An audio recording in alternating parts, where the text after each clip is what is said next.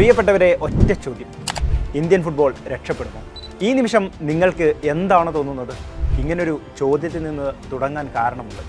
India football ഭീമന്മാരായ ബ്രസീലുമായി കളിക്കുന്ന വാർത്ത പുറത്തു വരുമ്പോൾ സമ്മിശ്ര പ്രതികരണമാണ് രാജ്യത്തിൻ്റെ വിവിധ കോണുകളിൽ നിന്നും വരുന്നത്. വിമർശിച്ചവരിൽ മുൻ ഇന്ത്യൻ ക്യാപ്റ്റൻ ബൈചുങ് ബൂട്ടയുമുണ്ട് എന്നതാണ് അത്ഭുതം. അതിന് കാരണമുണ്ട്. ബ്രസീൽ മത്സരത്തിൻ്റെ തിളക്കത്തിൽ നിൽക്കുമ്പോഴാണ് ജംഷഡ്പൂർ FC ISL വിട്ടുപോകുന്നത്. 5 വട്ടം ലോക ചാമ്പ്യന്മാരാണ് ബ്രസീൽ. ഇന്ത്യയെപ്പോലുള്ള ലോക റാങ്കിങ്ങിൽ പിന്നാക്കം നിൽക്കുന്ന ടീമിനോട് എതിരിടുമ്പോൾ അവിടെ ചില സാധ്യതകളുണ്ട്. പക്ഷേ അതിനു മുമ്പ് നിലവിലെ ഇന്ത്യൻ ഫുട്ബോളിലെ വാർത്തകൾ അറിയണം. ക്ലബ്ബുകളുടെ ഭാവിയെ കാണണം. ഏതാനും ദിവസങ്ങൾക്ക് മുമ്പ് ISL നിന്ന് ജംഷഡ്പൂർ FCയുടെ പിന്മാറ്റം പറയാതെ പോകാനാവില്ലല്ലോ. ഇന്ത്യൻ ഫുട്ബോൾ രക്ഷപ്പെടുമോ എന്നത് ഈ വാർത്തയോട് ചേർത്താണ് വായിക്കപ്പെടേണ്ടത്. ഇനി നമുക്ക് രണ്ടിനെയും ഇഴകീറി പരിശോധിക്കാം. അഥവാ ബ്രസീലിൻ്റെ വരവിനെയും ജംഷഡ്പൂർ FCയുടെ പിന്മാറ്റത്തെയും. ലോക ഫുട്ബോളിൽ എവിടെയാണ് ഇന്ത്യയും ബ്രസീലും എന്നറിയണം. അതാണ് ആദ്യം അറിയേണ്ടതും. ഫുട്ബോൾ ലോകകപ്പിൽ 5 കപ്പുള്ള ഒരേയൊരു ടീമേ ഉള്ളൂ. അത് ബ്രസീൽ മാത്രമാണ്. നിലവിൽ ലോക ഫുട്ബോളിൽ 5ാം റാങ്കുകാരാണ് അവർ. ഇക്കഴിഞ്ഞ ലോകകപ്പിലും പോരാട്ടവീര്യം തെളിയിച്ചവർ. പക്ഷേ ഇന്ത്യയോ ലോക ഫുട്ബോളിൽ 138ാം റാങ്കുകാരാണ്. അതായത് ദുർബലരായ ടീമുകളുടെ എണ്ണത്തിൽ ഉൾപ്പെടുത്താം ഇന്ത്യയെ. ലോകകപ്പിൽ ഇന്നോളം പങ്കെടുക്കാത്ത മഹാരാജ്യവുമാണ്. 140 കോടി പിന്നിട്ട ജനസംഖ്യയുണ്ടായിട്ടും മികച്ച താരനിരയെ വാർത്തെടുക്കാനാകാത്തവരാണ് ഇന്ത്യ. അങ്ങനെ ഇന്ത്യക്കുള്ള സവിശേഷ വിശേഷണം തുടർന്നു പോകുന്നു. ഏഷ്യൻ കപ്പിൽ വരെ ഇന്ത്യക്ക് കാര്യമായ സ്ഥാനമില്ല എന്നതാണ് കാര്യം. ഫുട്ബോളിൽ എന്താണ് സംഭവിക്കുന്നതെന്ന് ആർക്കും വ്യക്തവുമല്ല. ഒരിക്കൽ കവടി നിരത്തി ഇന്ത്യൻ ടീമിനെ പ്രഖ്യാപിച്ച കഥ കണ്ട് ആശ്ചര്യപ്പെട്ടു പോയവരാണ് നമ്മൾ. ഇപ്പോൾ ഫുട്ബോൾ ഫെഡറേഷന്റെ പേരുമാറ്റത്തിന് നടക്കുകയാണ് ഭരണകൂടം. അതെ, മാറ്റം നടക്കുന്നത് ഗുണമുള്ള ഒന്നിനുമല്ല. ഗുണകരമല്ലാത്ത കാര്യങ്ങളിൽ മാത്രമാണ് മാറ്റങ്ങൾക്ക് സാധ്യത തേടുന്നത്. ഇന്ത്യ ബ്രസീൽ മത്സരം ആർക്കാവും ഗുണകരമാവുക? സംശയമില്ല, ഇന്ത്യക്കു തന്നെയാണ്. വലിയ വലിയ ടീമുകളുടെ ഏറ്റുമുട്ടണമെന്ന് തന്നെയാണ് നിലവിൽ ഇന്ത്യൻ ടീമിന്റെ കോച്ച് ഖാലിദ് ജമീലിന്റെ വാദം. അക്കാര്യം അദ്ദേഹം നേരത്തെ വ്യക്തമാക്കിയതും അതിനുവേണ്ടി പരിശ്രമം ആരംഭിച്ചതുമാണ്. അതേപ്രകാരം തന്നെ ബ്രസീൽ ഇന്ത്യയിലേക്ക് കളിക്കാനെത്തുന്നു എന്ന പ്രഖ്യാപനം ശുഭസൂചനയാണ്. ഏത് ബ്രസീലാണ്?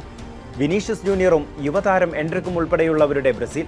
വിഖ്യാത കോച്ച് കാർലോ ആഞ്ചലോട്ടി പരിശീലിപ്പിക്കുന്ന ബ്രസീൽ. ഇന്ത്യക്ക് കിട്ടിയ സുവർണാവസരമാണിത്.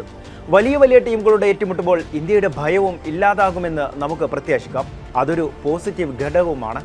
ഇന്ത്യൻ ഫുട്ബോളിനെ സംബന്ധിച്ചിടത്തോളം അത് നവ്യാനുഭവമാണ്. ബ്രസീലിനോട് ഇന്ത്യ എതിരിടുന്നത് ഇതാദ്യമായിട്ടാണ്. ഇന്ത്യയുടെ വമ്പൻ പോരാട്ടങ്ങളുടെ ചരിത്രം പരിശോധിക്കാം ഇനി.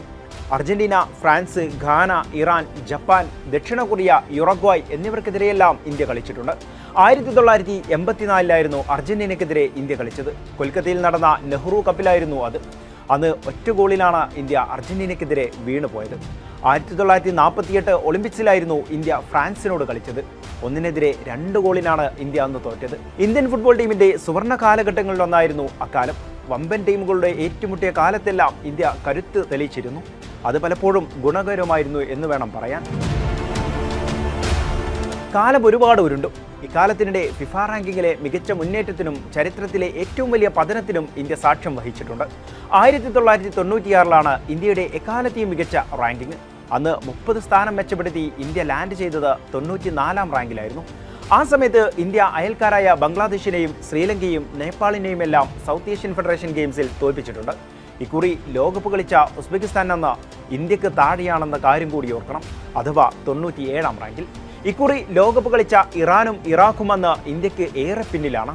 ഇറാഖ് 114ാമതും ഇറാൻ 115ാമതും.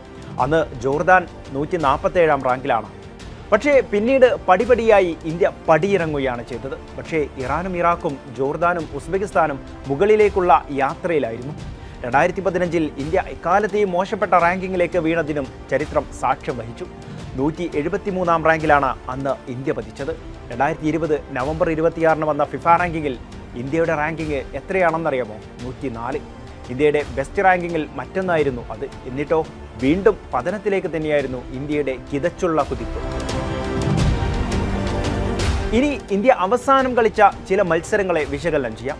ജൂണിൽ താജിക്കിസ്ഥാനെതിരെ 2 മത്സരങ്ങളാണ് കളിച്ചത്. ആദ്യ മത്സരത്തിൽ 1-നെതിരെ 3 ഗോളിന് താജിക്കിസ്ഥാൻ ജയിക്കുകയായിരുന്നു. രണ്ടാം മത്സരം പക്ഷേ ഓരോ ഗോൾ വീതമടിച്ച് അതിൽ ഇന്ത്യ സമനില പിടിക്കുകയാണ് ചെയ്തത്. അതിനു മുമ്പ് ലണ്ടനിൽ യൂണിറ്റി കപ്പ് ഫുട്ബോളിൽ ജമൈക്കയോട് എതിരില്ലാത്ത 2 ഗോളിനും രണ്ടാമത്തെ മത്സരത്തിൽ സിംബാബ്വേയോട് എതിരില്ലാത്ത 1 ഗോളിനും തോറ്റു.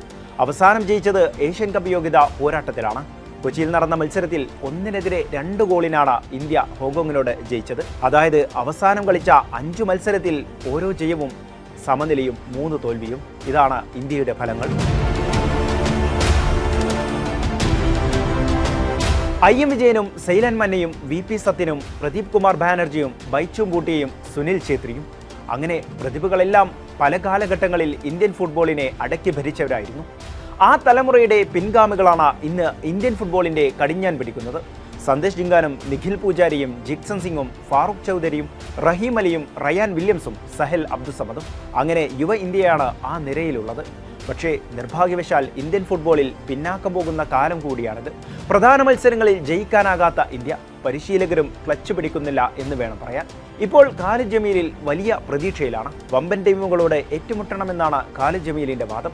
അതിന്റെ ആദ്യപടിയാണ് ഇപ്പോഴത്തെ മത്സരമെന്ന് പറയാം. ശേഷം ന്യൂസിലാൻഡിനെതിരെയും ഇന്ത്യ കളിക്കുന്നുണ്ട്. അതായത് ഇന്ത്യൻ ടീമിന് ഇനി വലിയ മത്സരങ്ങളാണ് വരാനിരിക്കുന്നത്. ഒരുപക്ഷെ അനുഭവങ്ങൾ ഒട്ടേറെയുള്ള മത്സരങ്ങളാകും എന്നാണ് ഇത് ഉറപ്പു പറയുന്നത്. പക്ഷേ ബ്രസീലിനോട് കളിച്ചതുകൊണ്ട് മാത്രം ഇന്ത്യൻ ഫുട്ബോൾ രക്ഷപ്പെടുമോ എന്നതാണ് വലിയ ചോദ്യം. ഇന്ത്യൻ ഫുട്ബോളിന്റെ മുൻ ക്യാപ്റ്റൻ ബൈച്ചുംകുട്ടിയാണ് ഇക്കാര്യം ചൂണ്ടിക്കാട്ടുന്നത്. വലിയ തുക മുടക്കി പ്രമുഖ ടീമുകളെ മത്സരത്തിലേക്ക് എത്തിക്കുന്നതിനേക്കാൾ നല്ലത് തകർന്നു കിടക്കുന്ന ഇന്ത്യൻ ഫുട്ബോളിന്റെ അടിസ്ഥാന സൗകര്യങ്ങൾ മെച്ചപ്പെടുത്തണമെന്നാണ് അദ്ദേഹം പറഞ്ഞു വെക്കുന്നതും. പട്ടിണിക്കാരന്റെ മകന്റെ കല്യാണത്തിന് ഷാറൂഖ് ഖാനെ നൃത്തം ചെയ്യാൻ വിളിക്കുന്നത് പോലെയാണ് ഫുട്ബോൾ അധികൃതരുടെ നടപടിയെന്നും ബൂട്ടിയ കളിയാക്കുന്നു. പക്ഷേ ആരാധകർ ആവേശത്തോടെ കാത്തിരിക്കുകയാണ് ഈ ചരിത്രത്തിലാദ്യമായി ബ്രസീൽ ഇന്ത്യയിലേക്ക് എത്തുന്ന ആ മത്സരത്തിന് വേണ്ടി. അതേസമയം നമുക്ക് മറ്റൊരു കാര്യം കൂടി പരിശോധിക്കേണ്ടതുണ്ട്. ഇന്ത്യൻ ഫുട്ബോളിന്റെ നിലവിലെ സാഹചര്യം അഥവാ ജംഷേദ്പൂരിന്റെ പ്രതിസന്ധിയും അതേക്കുറിച്ച് നമുക്ക് വിശദമായി പറയേണ്ടതുണ്ട്.